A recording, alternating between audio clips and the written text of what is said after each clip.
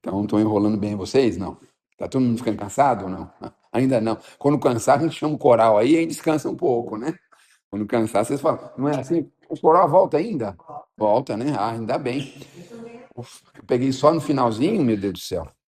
Bom, uma pergunta que tem lá no Livro dos Espíritos, na 149, é um livro dividido por perguntas e respostas. E tem números, do número 1 até a 1019.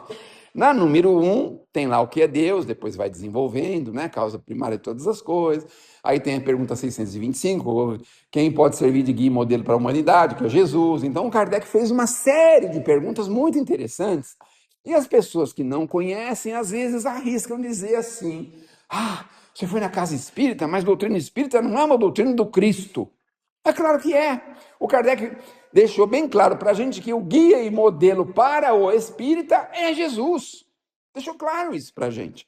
Mas tem uma perguntinha aqui, que é a 149, que ele tirou, ele perguntou para tirar a prova. Sabe, para tirar a prova? Sim. Porque se ele estava falando com o invisível, quem eram esses invisíveis? Por que estavam falando com ele? Quem eram esses seres, não é? Ele falou assim: a alma sobrevive ao corpo. Foi só para tirar a prova. É do tipo assim, uma pessoa liga para você e fala que é tal pessoa, por exemplo. Vamos imaginar assim, ela liga, eu sou fulano de tal, mas você não está acreditando muito. Aí que você faz assim: ah, é? E você me conhece na onde? Ah, conheci você no colégio. Qual era o nome do colégio? Aí a gente começa a querer tirar uma prova para ver se é a própria pessoa mesmo, não é assim? Então, por exemplo, vocês receberem um telefonema, assim, ah, por favor, manda um dinheiro aqui para mim. E você fala assim, qual é o código? Pergunta assim, qual é o código? Código? Que código? Que nós criamos nós dois. Se ele não souber o código, aí, mas ninguém vai saber mesmo, né? Ninguém vai saber porque nós não criamos código com ninguém, mas ele não vai saber que nós não criamos com ele, não é mesmo? Com o outro. Então, ele perguntou assim: a alma sobrevive ao corpo? Ele disse assim, os espíritos responderam sim, e conserva a sua individualidade. Então, não se preocupe, viu, gente? Porque nós vamos ser nós mesmos no mundo espiritual. Olha outra coisa que é complicada para nós. Bom, no aspecto físico, eu ficaria muito assim frustrado se eu chegasse no mundo espiritual com o mesmo aspecto físico. Por quê? A senhora também ficaria frustrada? É? Também? Por que eu ficaria frustrado? Falar assim, meu Deus do céu, perdi todos os meus cabelos, né? A minha orelha cresceu 2 metros. Eu queria chegar com outro aspecto. Queria chegar com outro aspecto.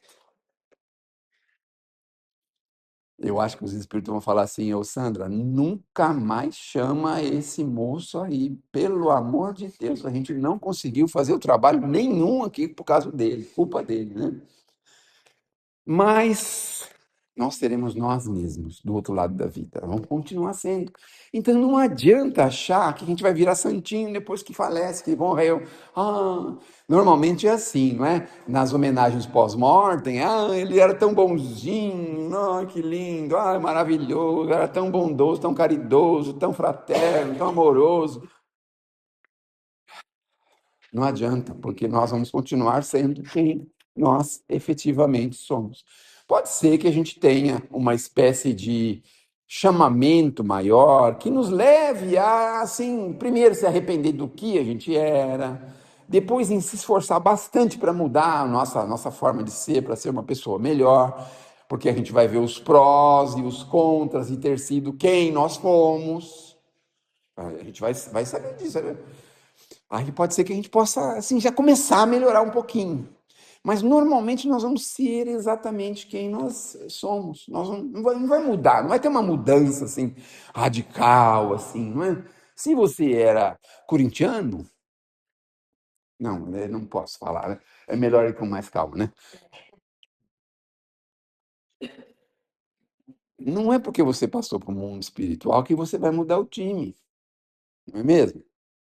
Então, já estão tentando me segurar aqui, mas algumas coisas a gente precisa tomar cuidado. Mas vamos em frente.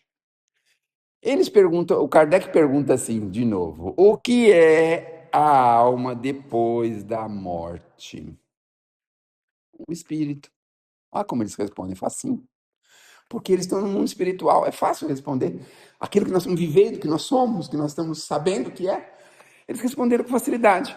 Então nós, sem o corpo físico, somos seres espirituais. Olha que simples que é, fácil. Nós continuamos vivendo, mas nós somos seres espirituais. Porque também convenhamos, não é? A perfeição do corpo humano, o desenvolvimento do trabalho humano ao longo de, às vezes, 50, 60, 80 anos, as dificuldades que o ser humano viveu, as facilidades que ele teve, todos os envolvimentos emocionais, o amor que ele desenvolveu, tudo isso acabaria com a morte? Então, por que a gente precisaria viver? Se não houvesse o amanhã, né? Vamos dizer assim. Então, isso mostra para gente que nós continuamos. Mas não é muito confortador o que eu vou falar para vocês, mas é o seguinte: todas as religiões falam da vida pós-morte. Todas elas. Então, mas vamos imaginar, né? O católico fala da vida pós-morte, vai para o céu, vai para o inferno, não é? Aí tem o Nirvana lá do Buda, aí tem lá os muçulmanos, não é? Que vai ter lá um grupo de senhoras que vai se casar com você, que você vai ter uma vida plena. Aí tem os nossos irmãos hebreus, não é? Que vão estar junto com os profetas, com aquelas pessoas. Então todo mundo aceita a vida após morte. Aí veio a doutrina espírita e facilitou para todo mundo. Porque isso já existe, todas as religiões falam. Eu não sei por que eles combatem tanto a doutrina espírita, porque também todo mundo fala da vida após morte.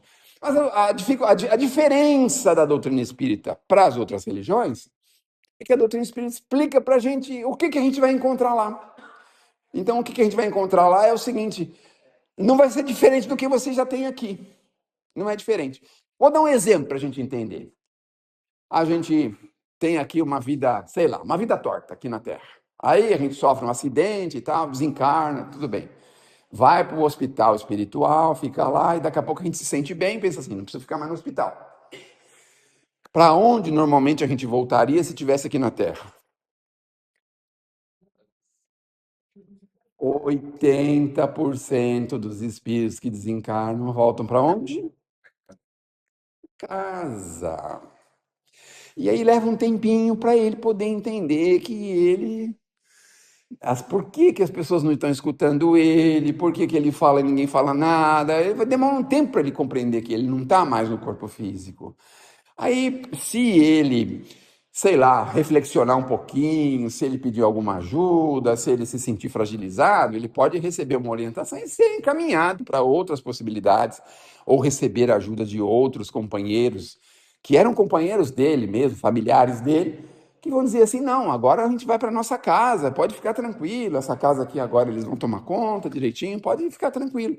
Isso é basicamente o que normalmente acontece, não é mesmo? Então, 80% volta para a própria casa. Agora eu vou dar uma curiosidade para vocês dos nossos irmãos judeus. Os nossos irmãos judeus, quando falece uma pessoa, eles fazem uma prece diária na casa dessa pessoa, por 7 dias. No sétimo dia, aquele grupo que está fazendo aquela prece faz a prece e aí eles se encaminham e dão uma volta no quarteirão. Olha só a simbologia, dá uma volta no quarteirão. E por que eles dão uma volta no quarteirão? Porque eles acham que no sétimo dia já é o dia do espírito se desprender da família e ir embora. Dão uma volta no quarteirão por isso. Olha só que interessante, não é? Quer dizer, vida depois da morte, não é mesmo? Então, mas vamos ver outra pergunta. O que a alma sente depois que deixa o corpo? Aí eles dizem assim: olha, isso depende muito da sua elevação moral. Então é assim, as sensações, os sentimentos que as pessoas vivem depois da morte não são iguais. Tem pessoas que podem ter uma sensação agradabilíssima. Não se deve contar casos pessoais, mas eu vou falar um caso que é da minha mãe, que em 1988 eu estava com ela no colo, nos seus últimos momentos. E quando eu percebi o rostinho dela foi se abrindo assim, foi abrindo um sorriso tão profundo e tão gostoso gostoso que eu tive a certeza de que ela estava vendo pessoas muito próximas dela, muito alegres para ela. E aí é a sensação que ela teve, apesar de ter tido uma doença terrível na época, que foi câncer de mama. Foi muito difícil, aquelas químicas que eles colocam, a vida que a pessoa leva depois que tem aquela cirurgia. Foi muito difícil para ela, mas nesses últimos momentos eu tive certeza de que ela estava recebendo uma espécie de prêmio, estava sendo visitada, ou vieram buscá-la, pessoas do coração dela. Então isso deu um conforto para todos nós muito grande. Eu era muito jovenzinho na época, mas eu senti que aquele não era um motivo para chorar, porque ela estava feliz. Tinha se libertado de um problema grave de saúde, forte de saúde, uma coisa tão pesada de saúde, mas estava aí se encaminhando para uma felicidade, vamos dizer assim, não é?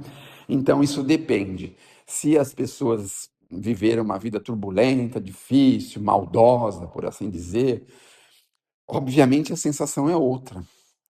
Ah, se a pessoa viveu, dependendo da forma que a pessoa viveu, é o que mais ou menos ela vai encontrar lá do outro lado da vida. Tá certo?